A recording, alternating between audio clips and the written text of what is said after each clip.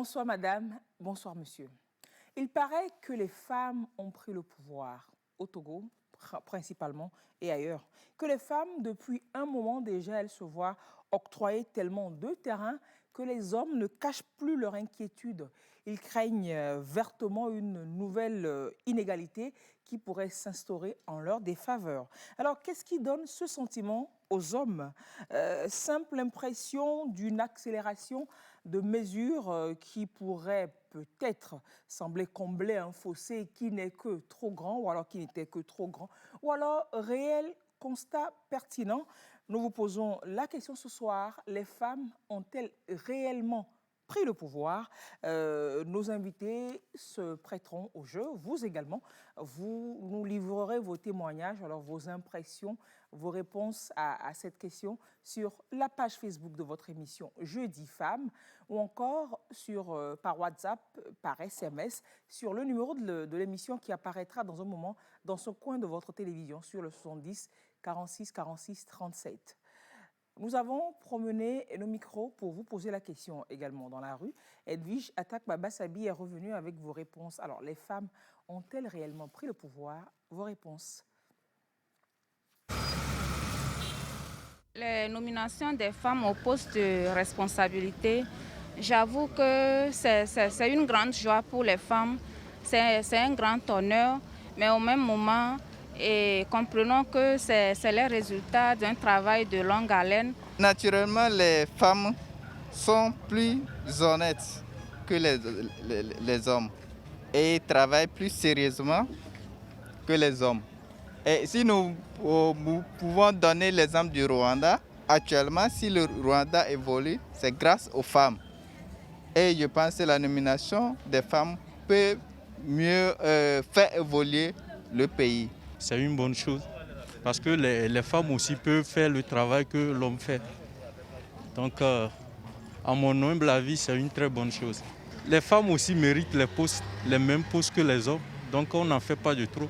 Cela va permettre une prise de conscience au niveau des jeunes filles qui sont encore en formation, de se dire que c'est encore possible. Ça, tout est possible si vraiment elles s'y mettent sérieusement.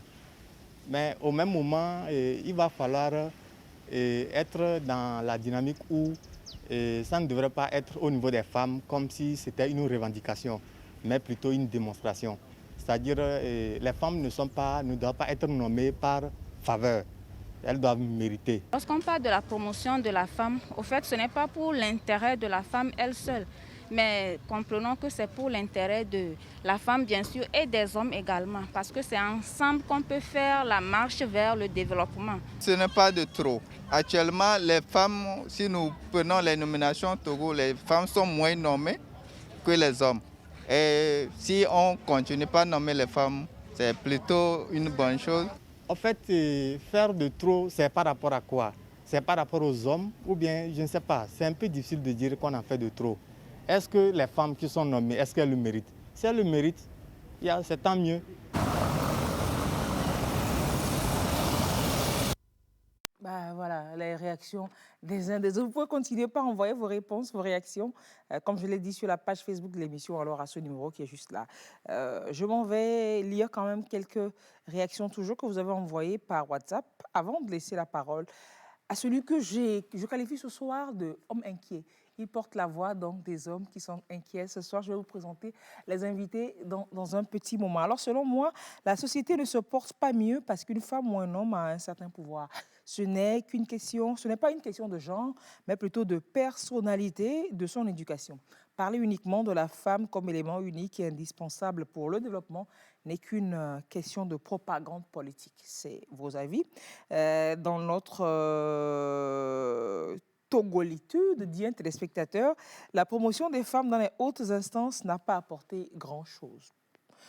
Quelqu'un dit, même si je suis ambassadeur de la cause des femmes, je pense que la façon dont certaines femmes appréhendent la chose nous emmène dangereusement vers une féminisation de la population. Bon, les inquiétudes qui commencent par venir et on va dire bonsoir à monsieur, comme il vit, Éric Bonin. votre titre, vous allez le voir tout de suite à l'écran. J'ai mis homme inquiet en bas parce que vous portez, comme je l'ai dit, la défense de ces hommes qui sont donc inquiets. Qu'est-ce qui vous inquiète autant? Bonsoir et merci pour la question. Qu'est-ce qui nous inquiète autant? Je dirais tout. Bon, en même temps, c'est pour rigoler, mais en fait, en réalité, qu'est-ce qui nous inquiète autant? C'est toute la propagande qui est faite autour. Parce que ce qui se dit sur les médias, ce qui se dit de manière publique, ce qui se répète dans les oreilles, j'ai failli dire, du peuple, reste aussi gravé dans le mental des tout-petits qui vont devenir grands demain. Et ici, quand je parle des tout-petits, je parle des garçons d'aujourd'hui qui vont devenir des hommes demain et qui vont grandir en écoutant, en gardant en tête, en ayant toujours à l'esprit que les femmes, il faut toujours, il faut, enfin, toute la propagande qui se fait maintenant. Et ça, justement, c'est quelque chose que je trouve qui est de trop. On en fait de trop. Oui, il faut mettre il faut favoriser. Non, quelqu'un dit de ne pas favoriser. Il faut donner autant de chance à la femme qu'à l'homme, selon les mérites, selon qui devrait être à tel poste ou à tel endroit. D'accord. Aujourd'hui, je pense que tout le monde l'a compris. Mais en même temps, il ne faut pas oublier que nous sommes en Afrique. Il y a certaines traditions qui ont leur place. Il y a certaines pratiques, certaines habitudes qui ont leur place. Et malgré tout le diplôme, malgré toutes les études, longues études, courtes études, le compte en banque, tout ce que vous voulez, il y a quand même la nature africaine qui a aussi le droit de citer dans la chose. Donc la promotion de la femme doit se faire dans le contexte africain. Faut pas tout le temps photocopier ce qui se fait ailleurs et le plaquer ici. Est-ce que vous pensez que la femme a pris le pouvoir et que ça craint qu'on lui en fait trop, qu'on lui en donne trop, un peu trop? Comme je disais tout à l'heure, la femme n'a pas encore pris le pouvoir. Alléluia. Oui. Seulement c'est que si on n'y prend pas garde, on risque d'arriver à un point de non-retour. Alors, qu'est-ce que vous appelez, qu'est-ce que vous appréhendez par la femme a pris le pouvoir? Que la femme prenne le pouvoir, c'est quoi? C'est que jusqu'alors, le monde tel qu'il a été dessiné, décidé par... je ne veux pas dire la masculinité, mais bon, voilà. Mais maintenant, si aussi, d'une certaine manière, tout le féminisme ambiant devient plus dur, plus rigide, plus intolérant que prévu, nous tendons vers quelque chose d'autre. Un basculement. Voilà. Alors qu'on veut en fait juste milieu. On veut un juste milieu, mais si on n'y prend pas garde, là où nous sommes arrivés, je pense que tout le monde a compris le message, tout le monde est d'accord. Est-ce que vous pensez qu'on arrive au juste milieu déjà, pour craindre déjà le basculement de la balance? Est-ce qu'on y est? Je ne sais pas. Seulement, je sais que beaucoup de gens aujourd'hui ont compris. Mais donc, ce n'est plus la peine de crier autant qu'on criait le message avant. On n'a qu'à se calmer, regarder, constater ce qui se passe, voir si on a de bons résultats. Et après, on verra s'il faut encore crier ou s'il faut quelque chose. Donc, globalement, c'est votre position. Voilà. C'est votre position globalement ce soir. Nous avons les experts avec nous. Nous avons Dr Kpochou Kofi. Il est maître de conférence en sociologie à l'Université de Lomé. Nous avons Madame Michèle Aguet, qui est secrétaire générale du GF2D. GF2D, est-ce qu'on va encore présenter GF2D au Togo et à l'international? Je ne crois point. Voici la position exprimée par un homme. Et c'est, entre autres positions, en fait, que j'ai rencontrées. C'est dans la préparation d'autres émissions, c'est dans des discussions informelles que j'ai cru comprendre, en fait, déceler cette inquiétude des hommes. Ça revient assez souvent. Pas qu'à des niveaux bas, mais bon, à des niveaux d'intellectuels, c'est coach scolaire. Et après, on se pose la question, on se demande, ah ouais, c'est vrai cette affaire, donc c'est ce qu'ils pensent les hommes. Bon, on s'est dit, tant qu'à faire, on va en parler. Alors, monsieur Kpochou, docteur Kpochou, la société, globalement, change-t-elle effectivement sur cette question de femmes aussi rapidement que les gens semblent craindre? Merci pour l'intérêt que vous avez de la question de la féminité. Voilà. Est-ce que la société change parce que les femmes parviennent aux affaires Et si nous prenons la société togolaise, je crois qu'on peut répondre de deux manières. Hein. On peut répondre oui, on peut répondre non. Parce qu'il me semble qu'on peut replonger, on peut revisiter l'histoire du Togo. La prise de pouvoir s'exprime de plusieurs manières. On se rappelle les efforts des femmes togolaises en 1933 pour qu'on puisse vraiment obtenir certaines libertés vis-à-vis du colon.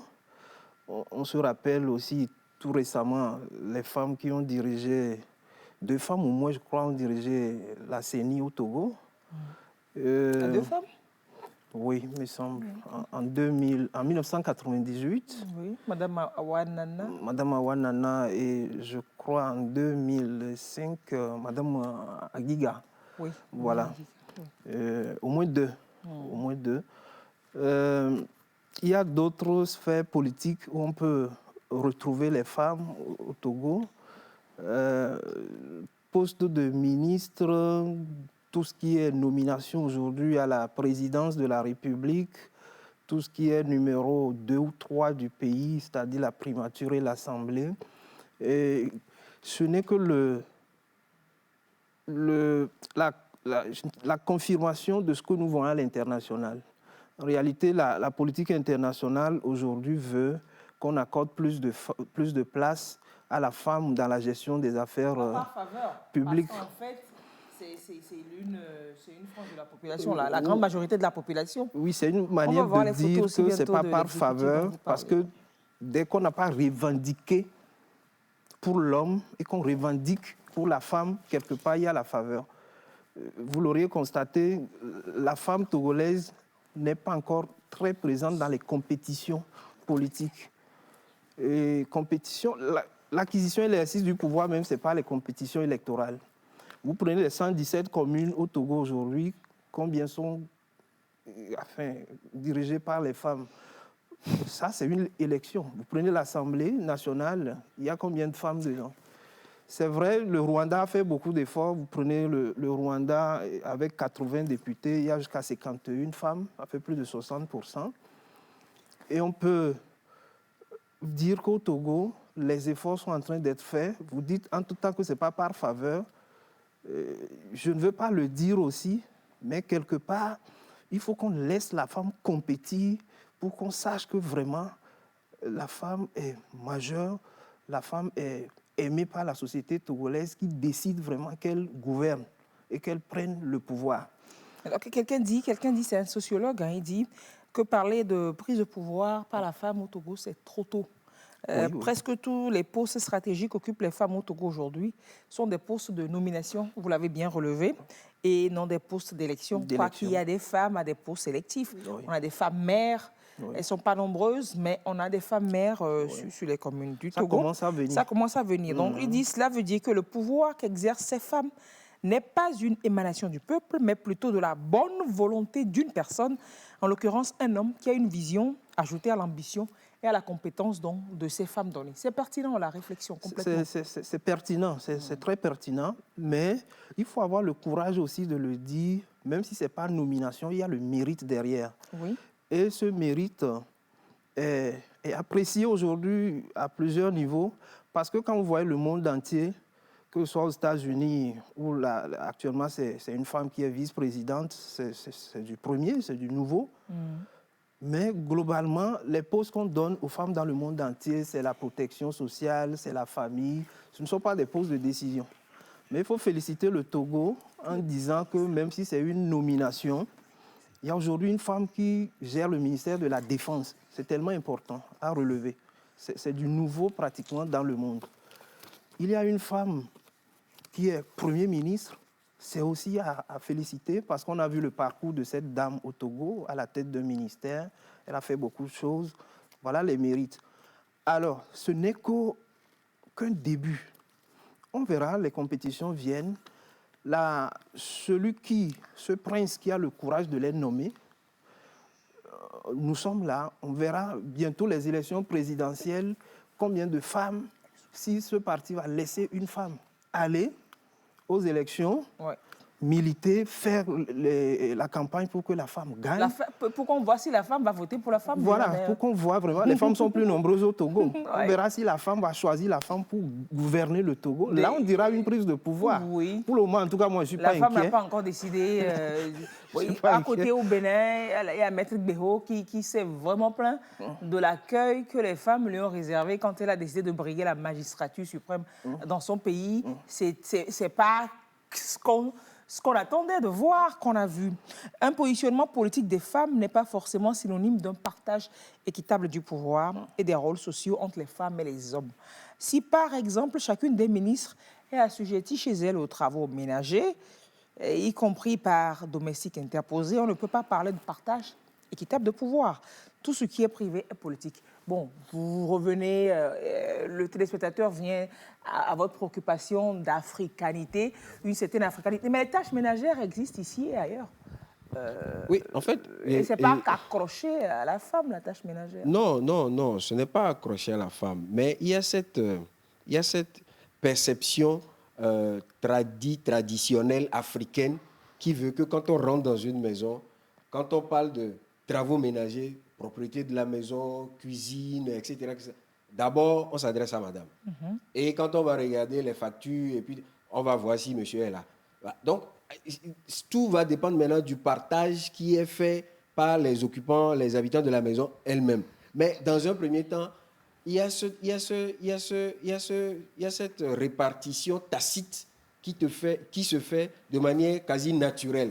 Et c'est là où je dis que tout le boucan, permettez le mot, tout le boucan qui est fait aujourd'hui autour de, voilà, tout ce qu'on connaît autour des femmes, ça donne une autre connotation dans le cerveau des jeunes. Quelle connotation possible? Il suffit simplement que tu aies un diplôme, du coup, toi, tu es devenu top là, tu n'as plus le droit de faire quoi que ce soit. Non, il suffit que tu aies un diplôme, toi femme, c'est ça? Oui. Il suffit d'avoir de bons diplômes. Et bon, si par chance tu diriges une petite association, bien ONG, bon ben voilà, c'est fini, tu es au top. C'est plus la peine de faire quoi que ce soit. Faire quoi que ce soit comme quoi? Quoi que ce soit comme les travaux ménagers, comme ce qui revient est-ce que ce n'est pas juste une impression que vous partagez ou alors est-ce que c'est... Non, écoutez, je suis tout le temps avec les jeunes, avec les élèves. Et les choses qu'ils disent, les choses il faut dire qu'il est coach scolaire. Les choses qu'elles disent, les choses qu'ils aussi disent, les garçons, des fois ça fait froid dans le dos. Parce que les garçons se plaignent, se disent, écoutez, aujourd'hui on veut bien, une certaine égalité, nous aussi on veut participer, mais il faut que la fille accepte que je vienne l'aider, pas que je vienne prendre sa place. Je ne sais pas si vous voyez. Il y a cette réalité-là qui pointe son nez et qu'il ne faut pas négliger. Non, vous pensez que la lutte n'est pas très bien menée, c'est ça? Il n'y a pas un message clair qui est véhiculé par celles qui sont aujourd'hui des modèles. Il n'y a pas un message clair qui est véhiculé envers ces jeunes aujourd'hui qui vont devenir des adultes demain. Donc, ces jeunes d'aujourd'hui grandissent avec une mauvaise compréhension, avec une mauvaise perception de la chose. Et demain, ils vont devenir des adultes, excusez-moi, mais voilà, qui ont pris Madame une mauvaise tendance. Vous avez suivi un peu son raisonnement depuis le début. Vous en pensez quoi, vous? Bon, merci beaucoup, Lise, pour cette émission. La première chose que je voulais dire, tout à l'heure, M. Mbonnet a parlé de la nature africaine. La nature africaine qui demande à ce que la femme africaine puisse rester dans un carcan, dans un rôle donné. Je voudrais peut-être faire rappeler, comprendre ce qu'il entend par la nature africaine et dire que tout ce que nous vivons aujourd'hui, c'est plus de l'ordre de la culture que d'une nature africaine. Aujourd'hui, ça aurait été aussi bien qu'on puisse avoir un historien avec nous pour revisiter un peu l'histoire de l'Afrique, qu'il y a eu des femmes qui ont occupé des postes de prise de décision, il y a eu des reines dans l'histoire de l'Afrique. Donc, la femme africaine n'a pas été depuis l'histoire, excusez-moi, la femme africaine depuis toujours n'était pas réservée seulement à une poste de gestion des affaires, de ménagère, de gestion des affaires privées et autres. Aujourd'hui, la question que nous devons nous poser également, c'est de savoir quel avenir nous voulons pour la future génération, pour nos enfants? Quelle société nous voulons leur laisser?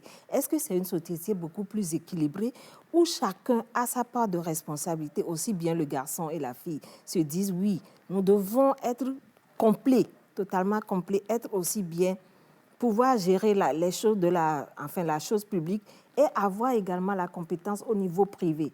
Est-ce que nous voulons toujours nous dire que les enfants que nous allons éduquer demain, il faut les éduquer, la fille va aller à l'école, tout en gardant dans sa tête que je serai toujours la première responsable des tâches ménagères à la maison.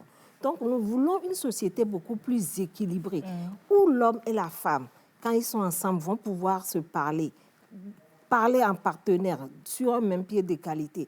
Quand on se dit, oui, aujourd'hui, l'homme et la femme vont travailler, la femme quitte la maison à la même heure que l'homme, ils reviennent à la même heure à la maison, pourquoi ne pas trouver un terrain d'entente et se partager les tâches et se soutenir mutuellement pour évoluer dans la société? C'est cela. Alors, est-ce que vous comprenez quand même le fond de son inquiétude par rapport au message le message qui est passé pour la promotion de la femme, qui pour lui n'est pas bien assimilé par les jeunes? Oui, c'est vrai qu'il y a des jeunes qui ne comprennent pas forcément le message, pas forcément les jeunes, même il y a d'autres personnes, des adultes aussi, qui ne comprennent pas forcément le message. Quand on parle de promotion de la femme, quand on parle d'épanouissement de la femme, quand on parle d'autonomisation de la femme, ce n'est pas une question de pouvoir, de dire que il y a maintenant la femme qui va prendre le pouvoir, va prendre beaucoup plus d'autorité sur l'homme ou pas. Ce n'est pas un renversement de l'ordre des choses, mais c'est d'aller vers une société beaucoup plus équilibrée, beaucoup plus stable, beaucoup plus respectueuse des droits de tout un chacun. C'est vrai qu'il y a des dérives, mais ce n'est pas une raison de dire que, bon, il faut d'une manière générale craindre qu'il y aura un renversement de la situation. Il y a une inquiétude et il faudrait pouvoir savoir quel message donner à tel ou tel. C'est cela. Oui. Oui, mais le message, pour le moment, il est toujours pas donné. Excusez-moi, madame, mais le message, il est toujours pas donné. Pour vous, il est biaisé toujours? Il est toujours biaisé, parce que à chaque fois qu'on parle de mouvements féministes et autres, c'est toujours dans le sens d'autonomisation de la femme et tout, mais les garçons, ils sont mis de côté. On ne leur dit rien. Mais ce garçon-là est appelé à devenir un homme. Et en Afrique, je reviens encore sur ça. Bon, disons que c'est ce que je connais le mieux.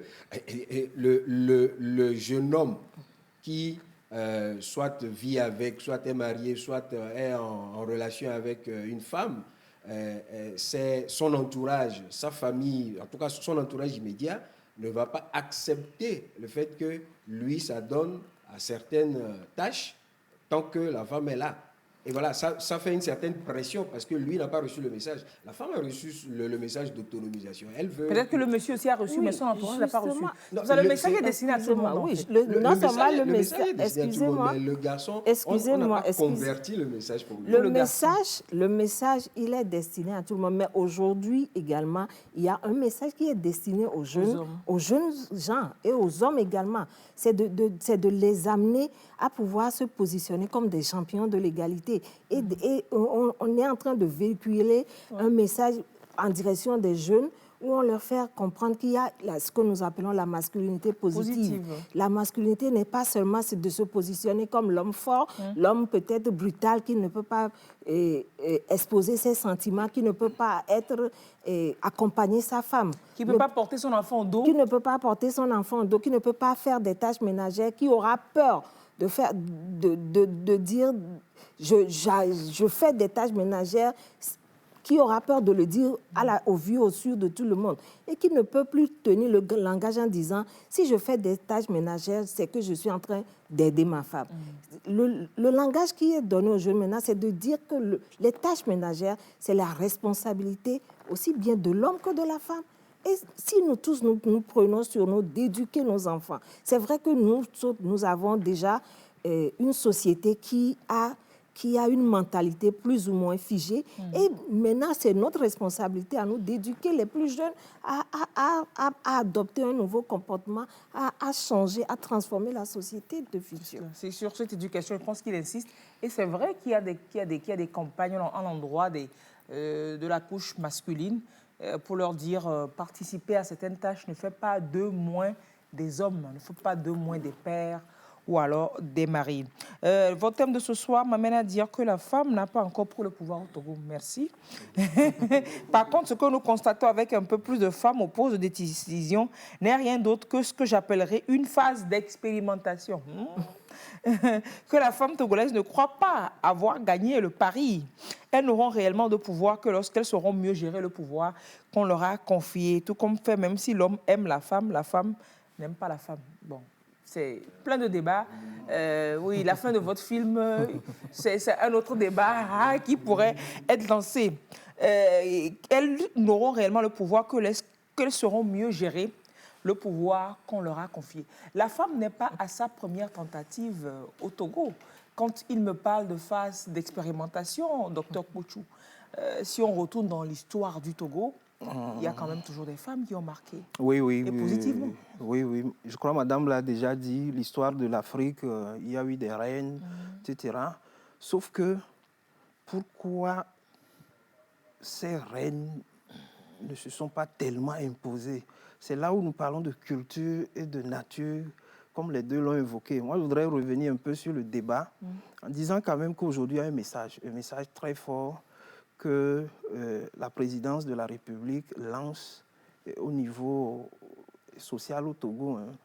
Même s'il n'y a pas des écrits, même s'il n'y a pas de sensibilisation pour le moment, il y a aujourd'hui des femmes modèles que les jeunes filles peuvent copier. C'est déjà bon parce que... Qu'elles se disent qu'il n'y a pas de barrière. Il n'y a pas de barrière. Partout. Voilà. Même au niveau de celui qui nomme aujourd'hui, une femme peut rester là. Voilà. Le schéma, même donc, actuellement, il est pareil. En cas 2, c'est une femme qui... En temps, les jeunes filles peuvent dire, même si je fréquente, qu'est-ce que je deviens? Je vais me marier, c'est fini.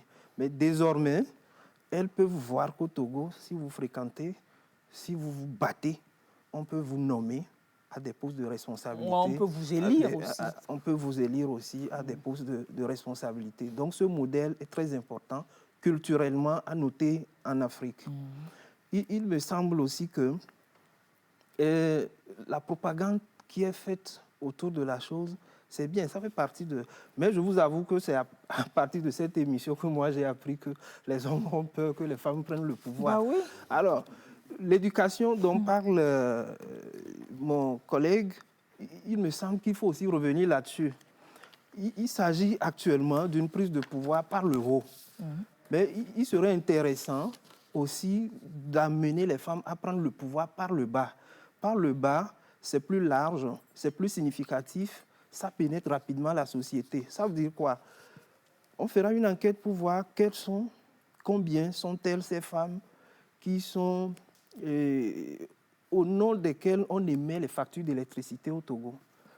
Combien sont ces femmes-là au nom desquelles on émet des factures d'eau, etc. Elles ne sont pas moindres. Combien, on peut poser la question, combien sont-elles à s'occuper seules des enfants qu'elles ont fait avec un autre conjoint aussi? On peut poser la même question. Elle a la réponse, ça vous surprendrait. Voilà. Donc, c'est de petites enquêtes dont on a besoin aujourd'hui pour réellement montrer des modèles à de jeunes. Et ça peut changer la culture, c'est ce qui change très vite. La culture change parce que c'est des confrontations mondiales aujourd'hui. La planète est mondialisée. Et donc, quand vous faites bien, on a envie de vous copier, etc. Alors, il n'y a pas d'inquiétude pour les hommes. Vous prenez le pouvoir, vous nous laissez tranquilles, c'est tout. C'est-à-dire que désormais, c'est vous qui allez travailler.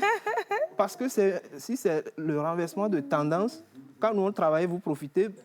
Maintenant, on va travailler, vous travaillez, nous on profite aussi. S'il s'agit de balayage, je crois que beaucoup de pays, y compris le Togo, font beaucoup d'efforts. Aujourd'hui, vous allez dans les écoles primaires, quand on sort la liste de balayage, il y a aussi les garçons. Donc, s'ils balayent à l'école, c'est sûr que l'éducation reçue à la maison les amène aussi à balayer leurs chambres, à laver leurs habits les week-ends, etc. Mais là où le bas blesse encore, c'est quand la femme est très éduquée, elle occupe des postes de responsabilité, à la maison, quand elle a des enfants, c'est des domestiques non lettrés qu'il recrute pour éduquer les enfants. Alors, c'est là où on revient à poser le problème de façon africaine, pour voir qui éduque en Afrique. Qui éduque en Afrique, c'est la femme. C'est pourquoi lorsque vous occupez les grands postes de responsabilité, vous n'avez plus le temps pour la famille, vous ne recrutez pas des domestiques masculins, c'est des domestiques féminins, malheureusement. Qu'on prive d'ascension. D'ascension, mais qui n'ont pas le niveau requis, parce que Kofi Annan disait que chaque fois que vous éduquez une fille, vous voulez changer le monde. Mais souvent, c'est les filles non éduquées qui éduquent les enfants à la maison, parce que c'est la domestique qui reste longtemps avec les enfants, etc. Voilà les nouveaux enjeux que présente la prise de pouvoir aujourd'hui par les femmes. Mais c'est de petits problèmes qu'on peut rapidement corriger. Bah, c'est pas tant petit que ça, on en parlera. Il y aura des garderies, il y aura je crois qu'il y a des associations qui forment même ces domestiques, etc. Toute société est ouverte sur les problèmes. C'est cela, il faut trouver des solutions. Voilà. Alors moi, je voudrais bien qu'on revienne, qu'on explique, qu'on se dise, quand on dit que la femme a pris le pouvoir, de quoi est-ce qu'on parle? De quel pouvoir est-ce qu'on parle? Monsieur le sociologue. Oui, de quel pouvoir qu'on parle? Nous pouvons distinguer 3 types de pouvoir. Le pouvoir politique, tel qu'on le voit dans les sphères de prise de décision qui concernent la gestion de la cité. Etc. Je crois qu'on a, les États se créent tous les jours. On a environ, hier c'était 193 États, mais aujourd'hui on compte environ 200 États, y compris par exemple des États dans les États. Vous prenez la Grande-Bretagne, l'Écosse, vous voyez que c'est un État. Il me semble, selon les derniers recensements d'un journal Express en France, il n'y a que 25 femmes qui dirigent dans le monde. Cela représente les 200 et quelques. Voilà, cela représente 12%. Voilà. Mais si vous voyez, il y a des femmes fortes parmi elles, comme Angela Merkel, comme Madame le Premier ministre du Togo. Voilà, c'est une femme forte. Hein. Il faut qu'on vende cher aussi notre peau. Elle est très forte sur le plan africain, bien sûr. Mais il y a aussi le pouvoir économique. Quand vous prenez le pouvoir économique... Donc, si on reste d'abord sur le pouvoir politique, là. Oui. Donc, les femmes dans le monde qui n'ont que 12% de la gouvernance mondiale, je ne sais pas c'est où elles ont déjà pris le pouvoir, parce que là, ça ne fait même pas encore la majorité. En Europe, elles sont 11. Ça ne fait pas la majorité, ça n'approche pas encore la majorité. En Afrique, elles ne sont que 5. Et il y a le Togo dedans. Quand on dit le pouvoir ici, il est considéré la présidence, il est considéré aussi la primature. Oui, c'est l'exécutif. Voilà, parce qu'il y a des États, comment on le dit, voilà, c'est de l'exécutif. C'est l'exécutif, c'est les 2 têtes de l'exécutif. Voilà. Oui. Donc le Togo est compté parmi ces 5 États au monde où la femme dirige. En Afrique plutôt. En Afrique, où la femme dirige. Oui. Les chiffres, c'est de 2010 à 2020. Donc, il y a Mme Hélène Johnson-Sirleaf dedans du Libéria. Et l'île Maurice aussi, c'est une première ministre là-bas. Je crois... On va rappeler le nombre d'États qu'on a en Afrique. On a combien d'États en Afrique?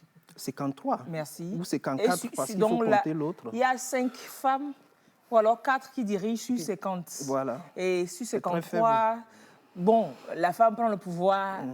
Regardons, quoi, apprécions. Quand on dit, parce que c'est du concret. Si on m'aurait dit tout de suite que bon, il faut séparer le pouvoir politique du pouvoir économique. Bah oui, c'est pour ça que je veux qu'on parle des différents types de pouvoir. Donc, sur 50 et quelques, il n'y a que 5 femmes. Ça ne fait pas 10%. 54 quand on va compter le Soudan du Sud. Bon, ça ne fait pas 10%. Voilà, ça ne fait pas. 10%. Je ne sais pas par où elles sont déjà passées pour prendre le pouvoir. Donc, sur le plan politique...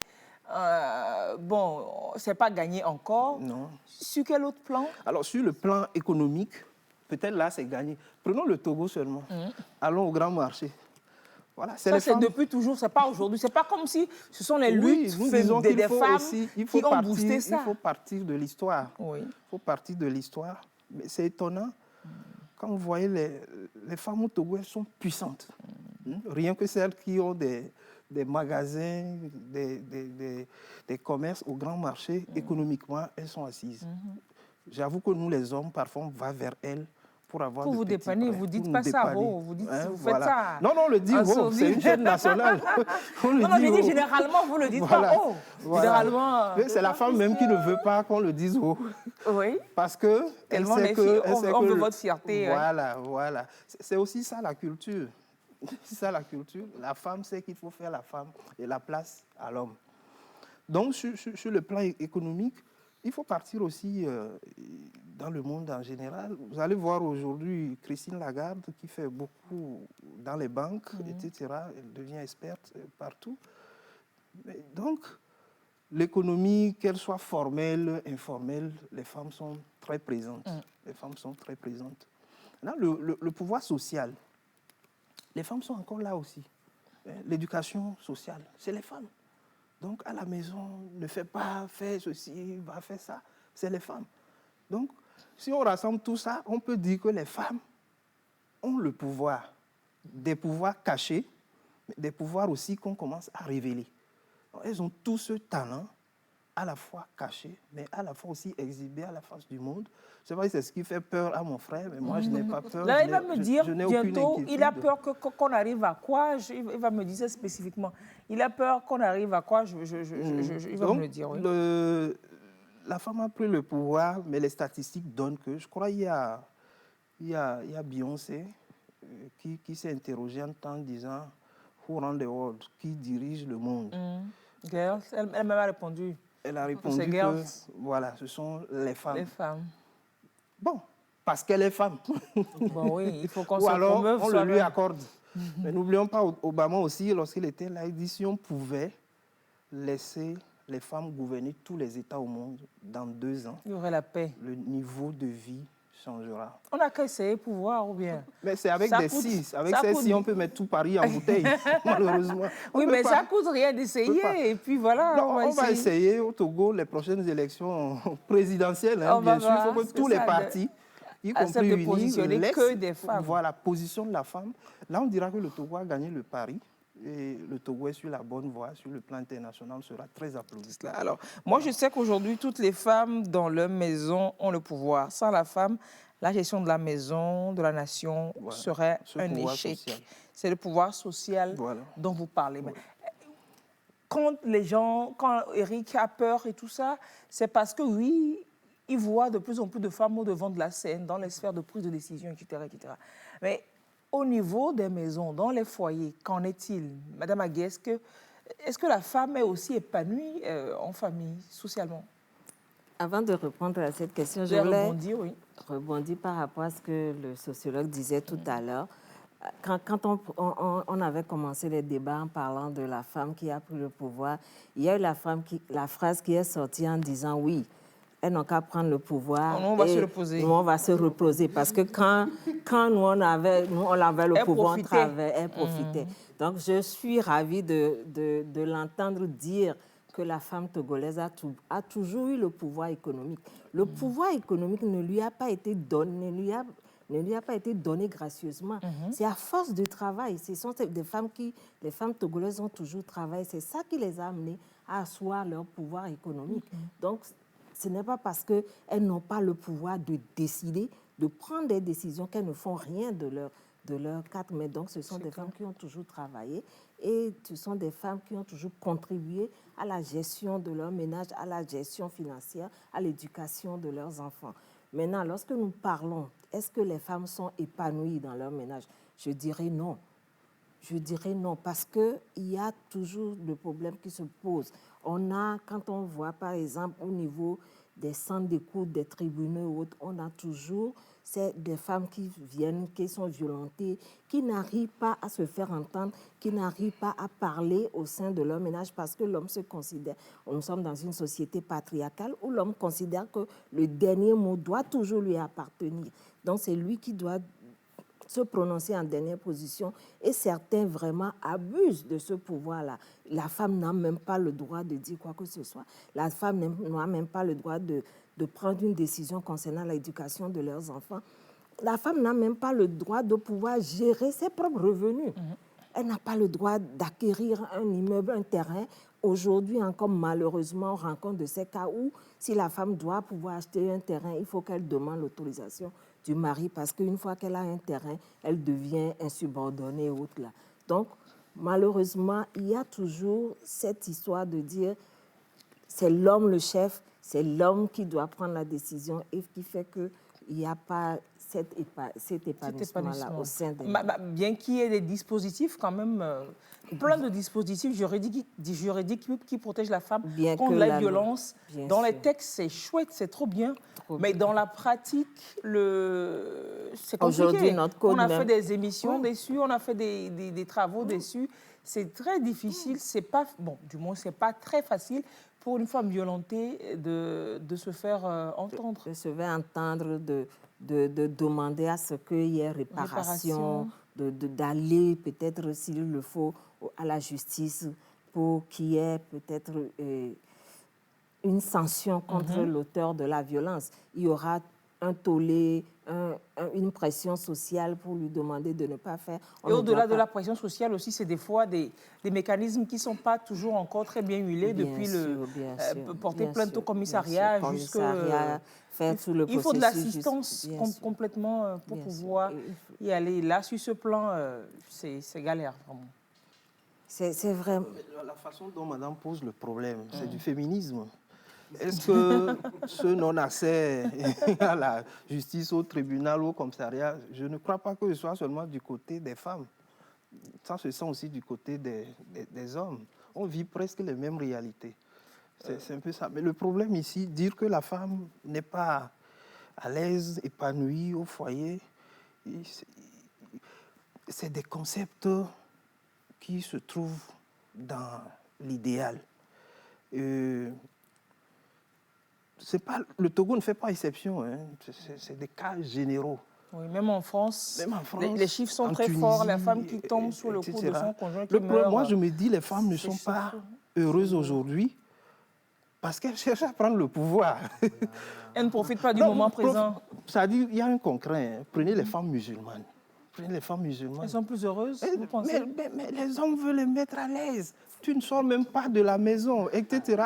Mais avec la mondialisation culturelle, etc. Donc vous supposez que les femmes de la région musulmane sont plus heureuses que toutes les autres femmes parce que... Non, j'ai déjà dit c'est de l'idéal, mais on l'approche.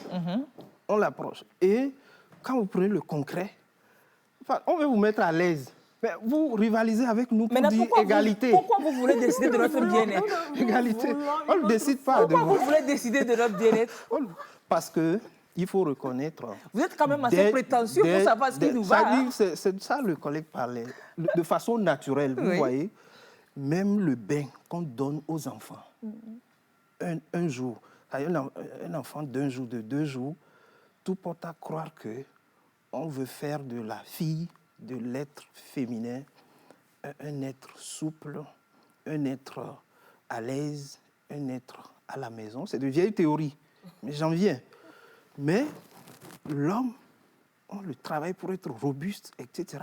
Mais la question de savoir aujourd'hui, c'est ça, si on a déjà chassé cette nature-là, pour que dès le bas âge, on puisse doter l'homme également des mêmes atouts qu'on puisse doter la jeune fille plutôt des mêmes atouts, même naturels que le garçon. Non, ça ne se fait pas.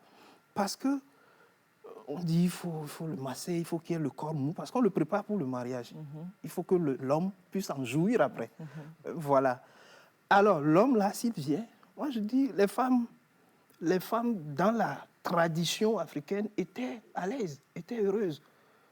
Parce que... Il y a une étude qui révèle ça? Non, les constats. Okay, les constats. Vous êtes là, c'est votre mari qui va au champ. La femme va au champ aussi. Elle va au champ, mais c'est les tâches les plus souples.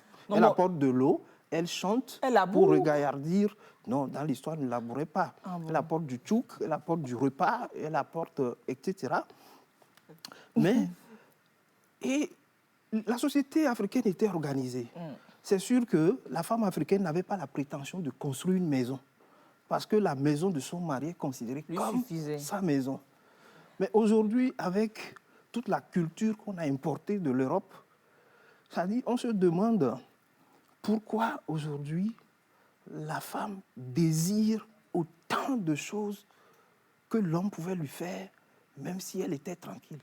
Mais les femmes construisent pour les maris construisent pour leurs femmes, entre griffes, soumises. Mais quand toi-même, moi, j'ai le cas d'un cousin actuellement qui allait faire un prêt, qui a payé un terrain, c'est 1 an après qu'elle informe son mari. Oui. Mais vous voulez que... Madame, c'est la vie du couple. Quand le mari avait acheté pour lui, il avait informé la femme. Les deux étaient allés. Les deux, le témoignage est là. Et c'est la femme même qui a pris l'argent pour dire ici, c'est bon, on peut y rester. Elle, l'autre veut acheter maintenant. Tout comme il y a tant de témoignages, elle voulait faire une belle surprise à son mari. Non, il y a des femmes qui ont construit et qui ont mis en bail, en location, et leurs maris ne sont jamais au courant parce que s'ils sont au courant, peut-être il va dire l'argent va rentrer dans la gestion de la maison. C'est ça qu'on appelle la responsabilité sociale. Peut-être que c'est une forme d'assurance vie aussi qu'elle se prépare. Bon, d'accord, mais que l'homme pourrait lui assurer. Est-ce que le sociologue se pose la question de savoir pourquoi la femme réagit comme ça? Pourquoi? Oui, c'est ce que je dis, la femme réagit, la femme togolaise, la femme africaine réagit comme ça aujourd'hui parce qu'on nous a importé une culture, c'est-à-dire tout ce que vous appelez aujourd'hui droit de la femme, à laquelle la culture africaine résiste et on ne se demande pas pourquoi les résultats ne sont pas atteints. On retourne à la case de départ pour se demander... Est-ce que la femme ne réagit pas comme ça aussi, peut-être pour ne pas avoir... sensibiliser. Est-ce qu'elle ne réagit pas comme ça pour ne pas se retrouver dehors, par exemple, quand survient le deuil de son mari et que la belle famille a le droit de la sortie de la maison, qu'elle se retrouve dans la rue? Est-ce que vous ne pensez pas que la femme qui se met à l'abri comme ça, qui construit quelque chose comme ça, elle se prépare éventuellement pour des cas de ce genre. On va lire, j'arrive un instant, on va effectivement faire une précision rapidement. Merci d'attirer notre attention sur le sujet. C'est vrai qu'il y a eu au Togo 3 femmes qui ont dirigé la CENI. On a oublié le professeur Kissem Tchangay Wala qui a dirigé la CENI en 2005. Docteur Aguiga, c'était en 2013. Professeur Kissem Tchangay Wala, c'était en 2005. Et puis Awanana Daboya en 1988 qui ont dirigé la CENI, la célèbre institution, vous savez, qui organise les élections présidentielles, toutes les élections d'ailleurs au Togo. Donc qu'une femme ait dirigé, c'est pas rien. Donc c'est pas d'aujourd'hui que la femme s'illustre. C'est le Togo qui a même, je vais retrouver, le Togo qui a même la première femme en Afrique de l'Ouest. Il y a tellement de... La première femme en Afrique de l'Ouest qui se soit, je ne veux pas raconter de bêtises, permettez à ce que je puisse rentrer dans mes recherches. Oui. Je vous le dirai, je vous le préciserai. C'est dire qu'en fait, la femme togolaise, ce n'est pas comme si c'était aujourd'hui. D'aujourd'hui que naît son aura. La première femme mère en Afrique, c'était au Togo, Madame Sivomé. C'est au Togo, le Togo qui a connu première femme mère, qui a fait également de très grandes choses. Alors moi, oui, vous vouliez réagir en attendant de répondre à ma question. Je voulais dire quelque chose. Vous savez, oui. Je vais commencer par tenter une paraphrase. Je vais dire, la femme n'a pas besoin de proclamer sa féminitude. Le tigre ne clame pas sa tigritude, il bondit sur sa proie à elle. Non, la femme ne proclame rien, c'est les hommes qui proclament que la femme a pris le pouvoir et ils ont peur. De l'homme. Écoutez, toujours émancipation de la femme. Bah, vous êtes déjà émancipé, vous voulez quoi? Non, Lise, écoutez. Oui. Nous sommes ici, d'accord? Ça fait 2 hommes, 2 femmes. Mais vous demandez à tous les téléspectateurs, quand on regarde d'abord les femmes. Bon, nous là, c'est après. Et c'est partout pareil. C'est acquis. C'est partout pareil. C'est naturel. Maintenant, en plus de ça, la femme, l'être physique, c'est toute une puissance. Et ça, personne ne peut vous le prendre. Parce qu'elle donne la vie. Elle a un corps, qu'il soit frêle ou pas, ça donne la vie. Mais sinon, au-delà de ça... Et ça, c'est une force qu'on ne peut pas vous prendre. Et ça, c'est une force qui est là. Le lion ne vient pas vous dire « je suis lion, courez ». La femme n'a pas besoin de dire « je suis femme » pour qu'on le sache. Maintenant, tout ce que l'homme fait là, c'est de faire en sorte que cette puissance-là puisse être utile. Ah bon? Donc, c'est ce que vous avez toujours fait et jusqu'à on a été utile comme ça jusqu'aujourd'hui? Je n'étais pas là quand eux, ils avaient commencé. Mais ce que je sais, c'est qu'une femme est puissante, qu'on ne le veuille pas. Regardez les données socio-économico-politiques et j'en passe. la femme est puissante. Et sur la base de ça, je me dis que tout le bouquin qui est fait autour du mouvement féministe, je le dis et je le répète, c'est de trop. Tout ce que nous avons besoin de faire maintenant, là, c'est juste de revoir les pratiques éducatives et de les adapter à nos réalités d'ici. Parce que les choses importées, là, c'est bien, c'est beau, mais ce n'est pas tout le temps bon. C'est ça le truc. Parce que vous avez de ces jeunes dames, jeunes femmes. On a donné l'exemple tout à l'heure de la femme qui, arrivée à un moment donné, n'est plus à la maison et doit prendre des domestiques. Il y en a même qui ne sont même pas à la maison. Le monsieur, lui, il est où? Le monsieur n'est pas là. La femme non plus n'est pas là. C'est la femme qui est supposée être là. Je ne sais pas. Non, ce qu'il y a, c'est que les deux ne sont pas là, ne prennent pas de domestiques et les enfants sont laissés pour compte. Maintenant, Okay? on va blâmer la femme pour ça? On va pas blâmer les deux? On blâme les deux. Mais quand le monsieur ouvre la bouche d'abord et avant tout, qui est-ce qu'il accuse? Pourquoi est-ce qu'il doit accuser la femme? Pour la très simple raison que c'est elle qui a porté la vie. Les liens naturels, les liens sont plus naturels envers elle qu'envers lui. Ça, c'est une réalité. Oui, mais en même temps, c'est pas faux que des fois, il faut se poser la question de savoir qu'est-ce qu'on cherche, en fait. C'est pas faux ce que vous dites. Oui, madame? Je crois, hein, c'est elle qui a porté la vie. Une fois l'enfant sort, il porte le nom du père. Deux fois pas. Bon, généralement, oui. Généralement, il porte le nom du père. Aujourd'hui, pourquoi est-ce que nous ne pouvons pas... Toute société est appelée à évoluer.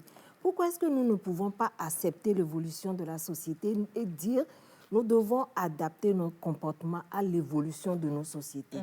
Aujourd'hui, on dit que quand on parle d'égalité entre hommes et femmes, c'est quelque chose qui est importé de l'Occident. Les sociétés occidentales n'étaient pas ce qu'elles étaient aujourd'hui. Elles ont évolué. La femme n'avait pas toujours la parole dans la société occidentale. C'était une lutte pour pouvoir même déjà voter. C'est ça. Oui. Elles ont lutté, elles ont acquis des droits. Aujourd'hui, nous ne pouvons pas dire que nous sommes en Afrique, nous allons vivre dans un clan fermé. C'est une société qui est ouverte sur le monde. Nous sommes obligés de suivre l'évolution de la société.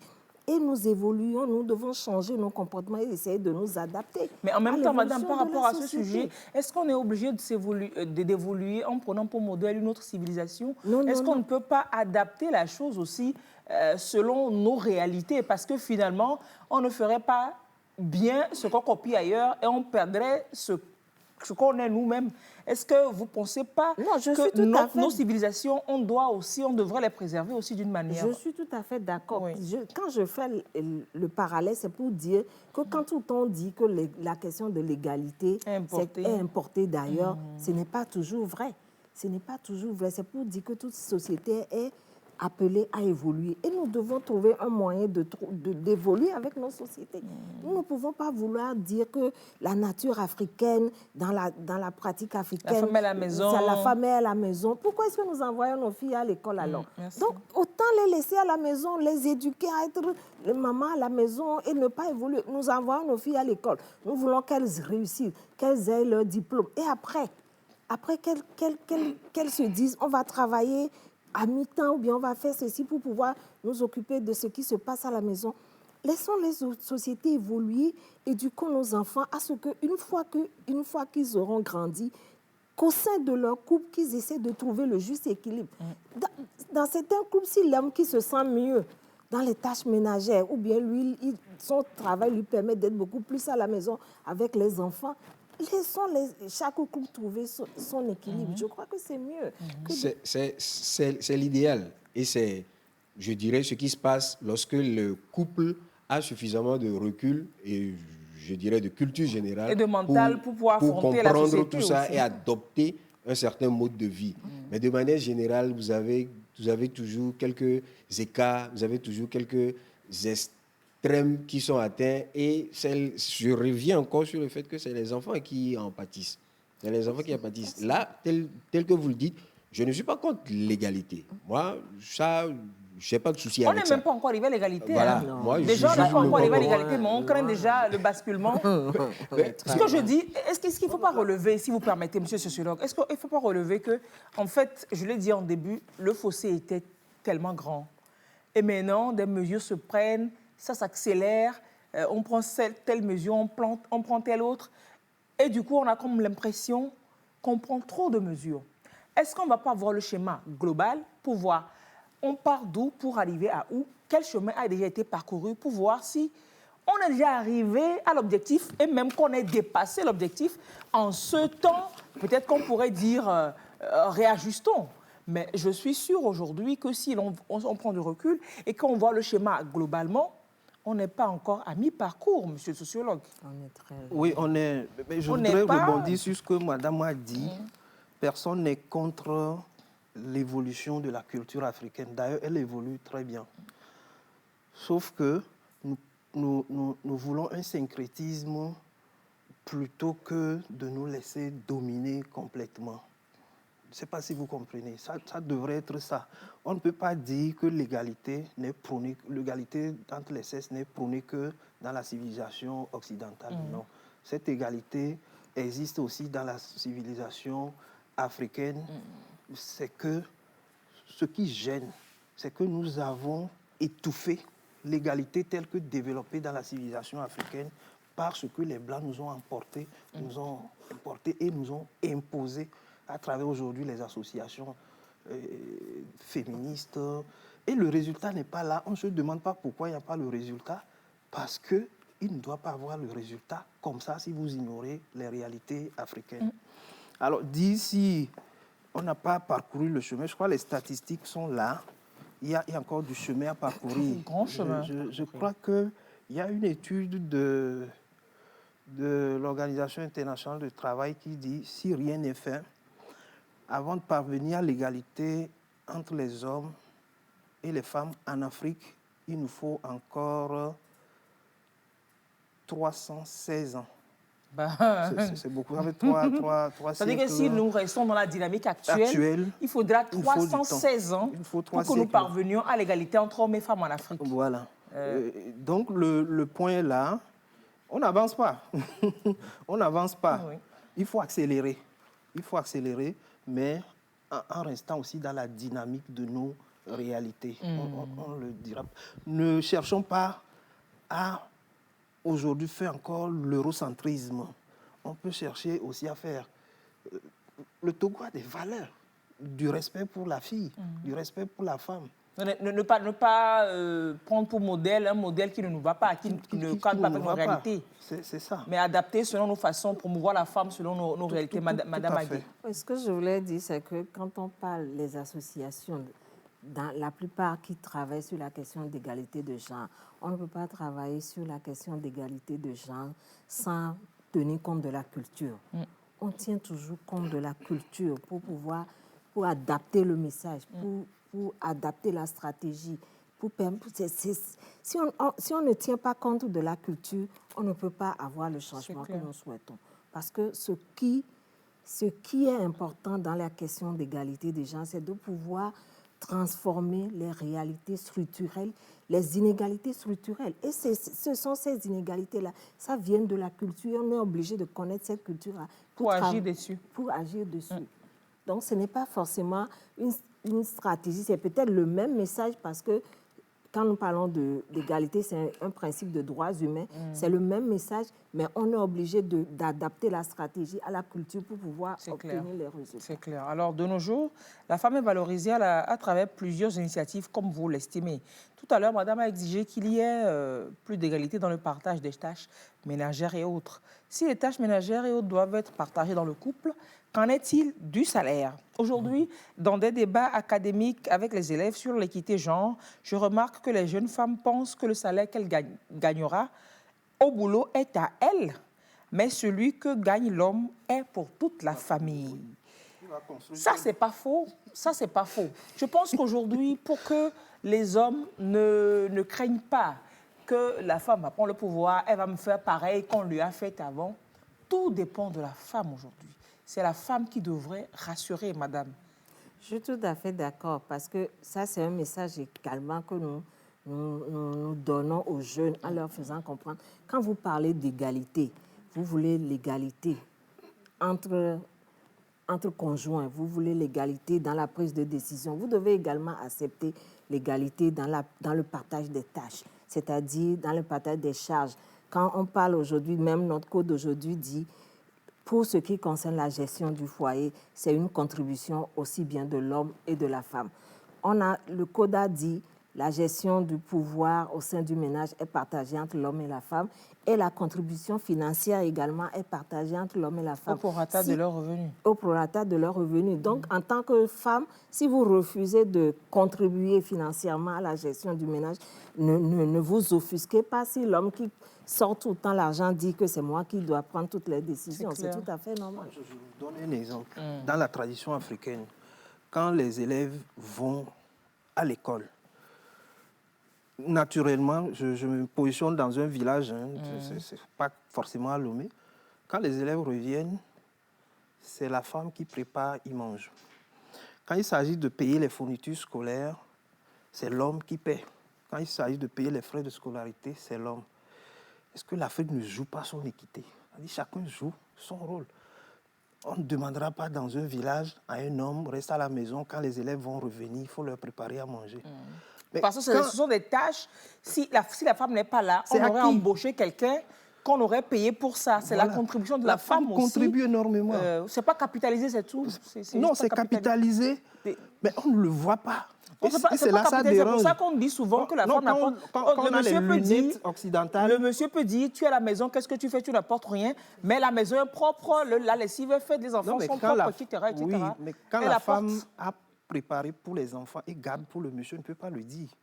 Parce qu'il sait que c'est sa contribution, c'est l'équité. C'est pas tous les hommes qui comprennent ça, monsieur le psychologue. La plupart comprennent. Tant que tu ne sors pas le pécunier, tant que tu ne sors pas l'argent, que tu rajoutes, le monsieur se dit que tu ne contribues pas. Alors que les tâches que tu fais à la maison, si tu n'étais pas là, on aurait payé quelqu'un d'autre pour les faire. Le problème ici, c'est pourquoi je dis qu'il faut prendre le contexte villageois.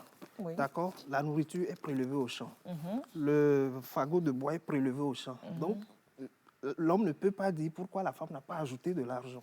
C'est ça notre culture. Vous estimez, vous pensez que cet homme dans le village pense que sa femme contribue à la charge? Est-ce qu'il ne dit pas, c'est moi qui ramène à manger à la maison, c'est moi qui fais tout? Est-ce qu'il estime que la force physique que dépense la femme pour rendre la maison propre et que les enfants soient en bonne santé, que tout le monde mange? Un couple sérieux, vous n'allez jamais les entendre même discuter de ces choses. Ils ne sont pas nombreux, les couples sérieux. N'attendez pas 100%. Ils n'en discuteront pas parce que dans les habitudes africaines, je le dis encore, dans les habitudes africaines, c'est l'homme qui décide. Oui. Et dans cette prise de décision-là, le schéma que vous avez dressé, le travail de la femme n'est pas capitalisé. Aussi simple que ça. Aussi simple que ça. Donc, c'est les efforts de l'homme qui... où l'homme ne joue pas son rôle, mais tout le village se moque de cet homme. Voilà. On sait qu'il n'est pas responsable. Voilà. On sait. Et c'est là où... On se moque de la femme qui ne prépare pas non plus pour son mari. Mais bien sûr, on se moque non seulement d'elle, mais aussi de sa famille. Maintenant, c'est là où, maintenant, les hommes commencent à craindre le fait que les femmes, non seulement ne font plus ce qu'elles étaient censées faire dans les habitudes africaines, mais en plus, elles prennent le travail que lui, l'homme, aurait dû faire, et donc maintenant, elle devient le capitaine du bateau au nom de l'émancipation de la femme. C'est ça que vous craignez? Ça c'est des choses qui se passent, parce que ceux-là n'ont pas eu le bon message. Alors, un message qui va peut-être dans le sens, il dit, il est vrai que la femme ne doit pas perdre sa place dans la société, mais nous ne devons pas perdre de vue des réalités africaines. Apparemment, oui, avec les droits, nous poussons la culture africaine vers la dérive. Et je crois bien, avec l'allure à laquelle vont les choses, vous nous direz que la femme doit payer la dot avec le temps. Et je ne sais pas si vous avez fait le constat qu'avec la photocopie collée des droits importés de l'Occident, que l'éducation au Togo va vers n'importe quoi. Sinon, dans le passé, si tu as envie d'apprendre tes leçons, au moins par peur du bâton, tu vas revisiter ton cours. Exemple, juste pour illustrer, qu'on placarde tout ce qui est ailleurs pour venir ici. Donc, vous craignez peut-être aussi qu'on en arrive à demander à la femme de payer la dot, mais ça vous arrangerait? Bon, ça, je dirais que ça, c'est un autre schéma. Mais là, tout de suite, ce qui se passe, c'est que cette manie, justement, de photocopier l'Occident, tel que je disais, d'importer des choses pas bien étudiées, c'est qu'aujourd'hui, nous sommes, on l'a dit tout à l'heure, nous avons beaucoup de jeunes femmes en âge de se marier, mais qui délibérément décident de ne pas se mettre en couple, qui font un enfant, qui le gardent, et comme tantôt je disais, bon, ben, elles donnent leur nom à l'enfant, et puis c'est Elle a le pouvoir. Elle a tout le pouvoir, donc c'est autant de choses que vous craignez. Elle est elle-même père et mère de famille chez elle, elle fait tout, elle décide tout. Bon, peut-être qu'elle choisit la paix. C'est un déséquilibre dans le mental de cet enfant-là. Okay. Parce donc, que c'est lui, entre autres ce que vous craignez par rapport à la prise de pouvoir de la femme. Parce que lui, donc, autonomie l'enfant, financière, là, elle peut décider ça. Voilà, elle prend tout, elle fait tout, elle est tout. Mais au fond, l'enfant, il se dit, bon, où est papa? Parce que tout le monde a un papa. Et moi, alors? Moi, papa peut être là, mais bon, on l'a déchargé. Je suis d'accord avec ce qu'il est en train de dire, en disant oui, que les femmes arrivent à te dire, je fais mon enfant tout seul, et je lui donne le nom. Mais n'oubliez pas aussi qu'on a plein de situations où c'est l'homme d'abord qui refuse de reconnaître la paternité. Donc, dans ce cas, qu'est-ce que la femme est obligée de faire? Dans notre droit, ça veut dire que si l'homme ne reconnaît pas la paternité, la femme est obligée de donner son nom à son enfant et de prendre ses responsabilités. Et oui, mais bon, le schéma dont parle Eric, c'est quand même des projets, c'est vrai, des projets que des femmes font. Je me trouve quelqu'un et puis je l'attrape, ça fait un enfant, 2 enfants. Je gère mes enfants parce que je n'ai pas besoin d'un homme pour m'emmerder. Voilà, traumatiser. Donc c'est autant de schémas que vous craignez par rapport donc, à cette promotion de la femme. Voilà. Il y a des extrêmes, c'est pas faux. J'ai dit que ce n'est pas faux. Oui. Une Française a mené au Togo et je n'ai pas les références, mais on peut la retrouver, qui montre que les femmes qui ont le pouvoir économique au Togo n'ont pas de vie de couple. Les femmes qui ont le pouvoir économique au Togo n'ont pas de vie de couple. Donc, si on commence à prendre ces choses au sérieux, vous voyez, si on est inquiet, ou si c'est par rapport à quand même des réalités, c'est des constats. C'est par rapport aux femmes elles-mêmes, ce n'est pas des constats, c'est des réalités. Vous voyez une femme riche dans ce pays qui a vraiment une vie de couple digne de son nom. Stable. C'est un peu rare. C'est rare.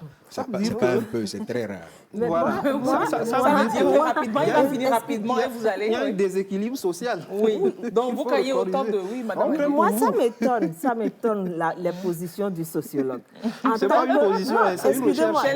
Non, oui, je suis d'accord. Et puis c'est une Française qui l'a menée. Oui, mais excusez-moi. Le sociologue, de par nature, ils sont ceux qui vont à la recherche pour savoir quelle est la cause. Pourquoi est-ce que ça arrive comme ça? Pourquoi est-ce que ça arrive comme ça? Moi, je me dis maintenant, s'il vous plaît, une Française a fait l'étude.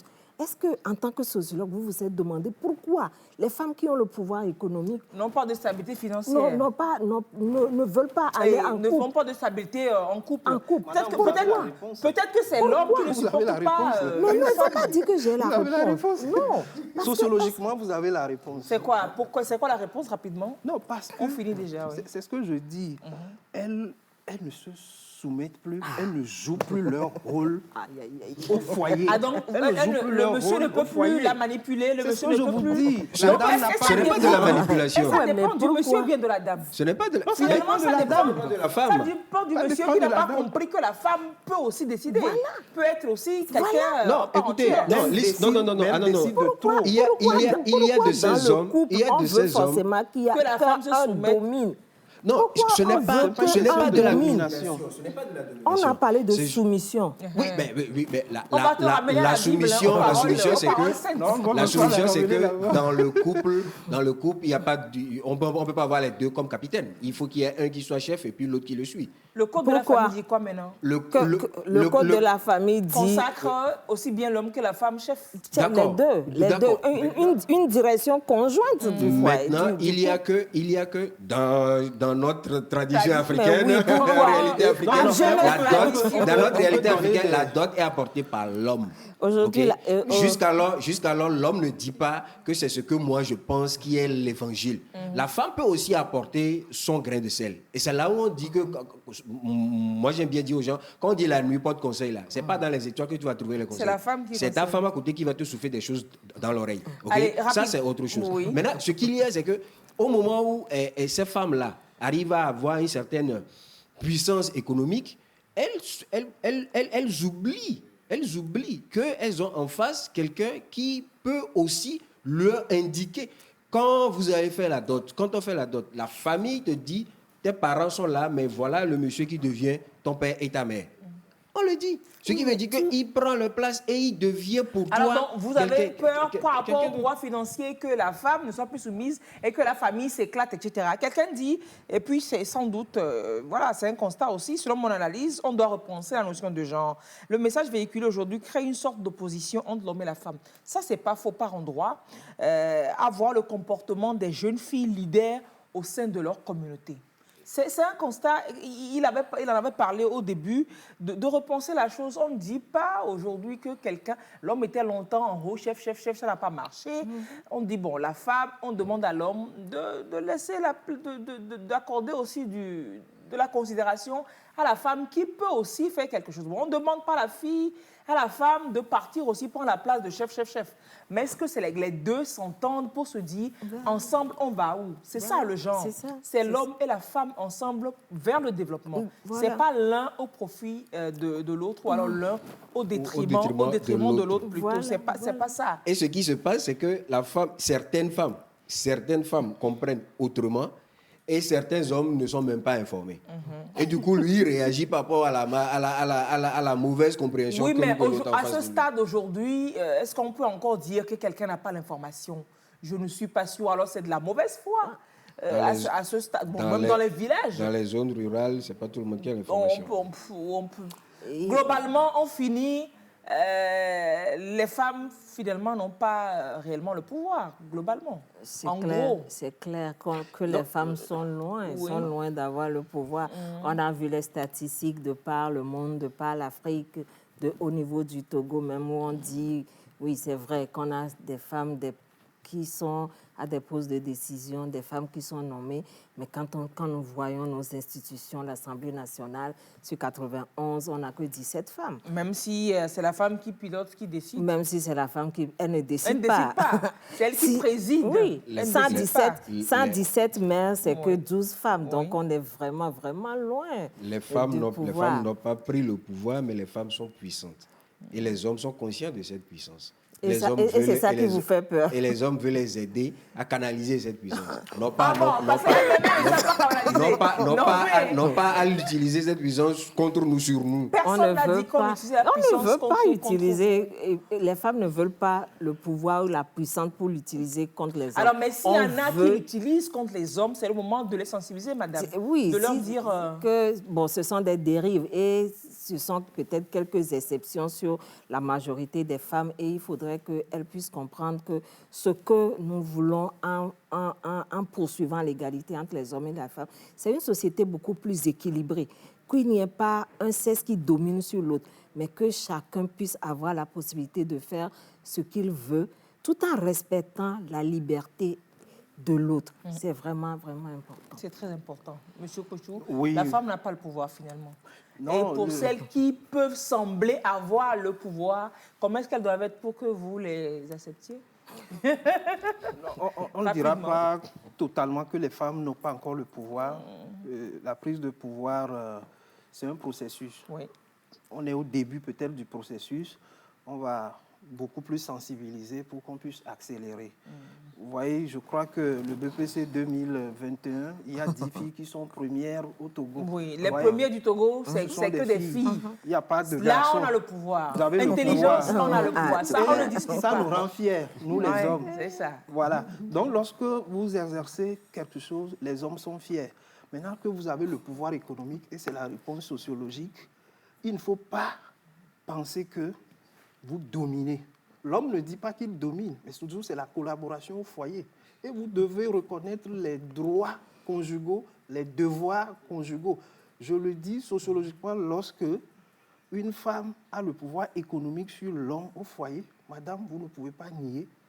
C'est-à-dire qu'il y a ce déséquilibre des devoirs et maintenant, des droits. que la femme, elle sache, quand elle a le pouvoir économique, voilà, qu'elle sache que...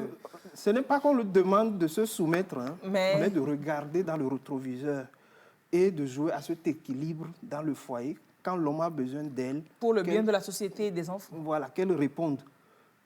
Parce que c'est un devoir. Il faut qu'elle réponde. Je peux, s'il y a encore le temps, vous Rapidement, vous savez, la rapidement, culture quelques africaine secondes. dont On nous n'a qu'une parlons, minute. il y a un Français, le vieux Brûle, qui était arrivé en Afrique premièrement.